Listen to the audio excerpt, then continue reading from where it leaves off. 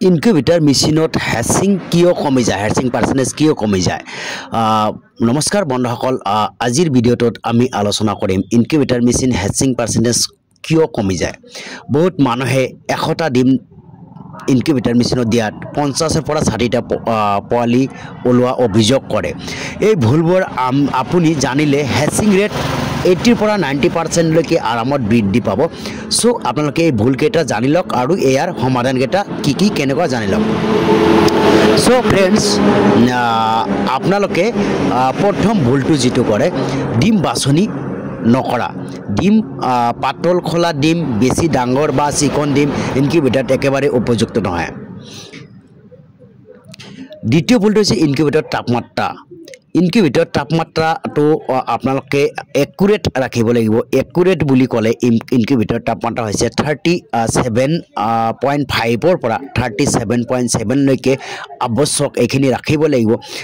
তাপমাত্ৰা 1 ডিগ্ৰীও যদি কম বা বেছি হয় তেতিয়াহ'লেও কিন্তু হেচিং ৰেট বহুত বেয়া হয়। 3 নম্বৰ ভুলটো হৈছে হিউমিডিটি, মানে পাৰ্চেন্টেজটো কম বেছি হোৱা। তৃতীয় ভুল যিটো হিউমিডিটিৰ পৰ্যাপ্ত নথকা। আপোনালোকে 1 পৰা 18 দিনলৈকে আপোনালোকে 55ৰ পৰা 60% মানে হিউমিডিটি ৰাখিব। মানে 1 পৰা 18 দিনলৈকে মুৰ্গীৰ কণীৰ ক্ষেত্ৰত কৈছোঁ। আৰু 18 দিনৰ পৰা 21 দিনলৈকে আপোনালোকে মোটামুটি 65ৰ পৰা 70%ৰ ওপৰত হিউমিডিটি ৰাখিবলৈ চেষ্টা কৰিব। আৰু হাঁহৰ কণী যদি হয় নিশ্চয় আপোনালোকে 85ৰ ওপৰত ৰাখিবলৈ চেষ্টা কৰিব। 4 নম্বৰ ভুলটো হৈছে ডিম ঘূৰোৱা বা ডিম সঠিক পদ্ধতিত নুঘূৰা। ডিমটো মানে আপোনালোকে সঠিক পদ্ধতিত নুঘূৰায়। ডিমটো আপোনালোকে কোনোবা ডিমটো ঘূৰিছে, কোনোবা ডিমটো ঘূৰা নাই, এনেকুৱা ধৰণৰ প্ৰব্লেম হয়। সো আপোনালোকে ডিমটো সঠিক হিচাপত ঘূৰিব। এইটো প্ৰব্লেম সলভৰ কাৰণে কিন্তু আপোনালোকে ফুল্লি অট'মেটিক মেচিন আমাৰ পৰা ল'ব পাৰে। আমি অল নৰ্থ ইষ্টলৈকে fully automatic machine, manual machine দামটো কম হয়। ফুল্লি অট'মেটিক মেচিন একো কৰিব নালাগে, কণীটো নিজে ঘূৰিব। কণী যিটো আপুনি মেচিনত দিব সেই কণীবিলাক কিন্তু নিজে ঘূৰিব। আপুনি সেনেকুৱা ধৰণৰ মেচিনো যদি লাগে আমাৰ লগত যোগাযোগ কৰিব।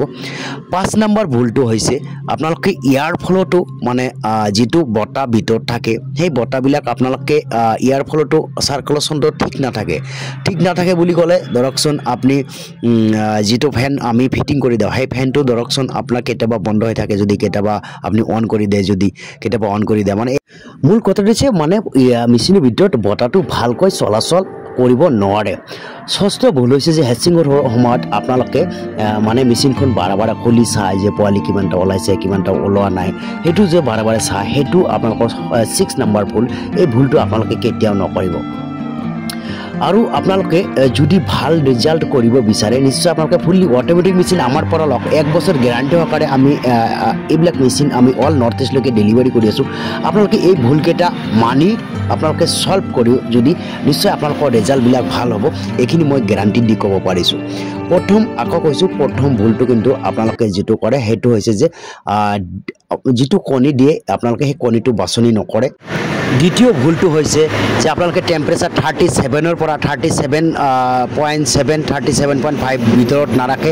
তৃতীয় ভুলটো হৈছে যে আপোনালোকে হিউমিডিটিৰ পাৰ্চেণ্টেজটো ভালকৈ নাৰাখে। 60 মানে প্ৰথম 18 দিন 55ৰ পৰা 60%, 18 দিন পিছত 65ৰ পৰা 70%।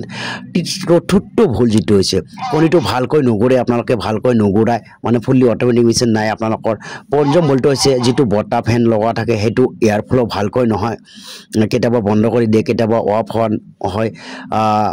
তাৰ পিছৰ ভুলটো হৈছে যে আপোনালোকে হেচিং পিৰিয়ড আপোনালোকে মেচিনখন বাৰে খুলি থাকে, সেইকাৰণে কিন্তু ৰিজাল্ট ভাল হয়। চ' এইখিনি ভুল নকৰিব, ভালকৈ আপোনালোকে চলাওক, অট'মেটিক মেচিন লওক, নিশ্চয় আপোনালোকৰ ৰিজাল্ট ভাল হ'ব।